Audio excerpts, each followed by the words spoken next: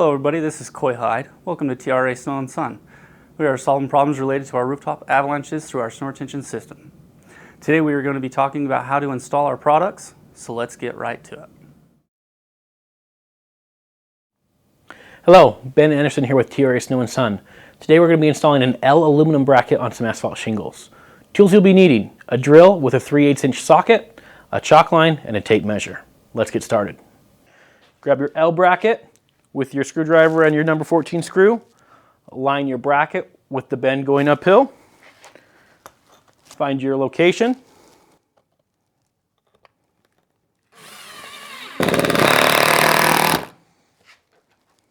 Install with 3 number 14 screws.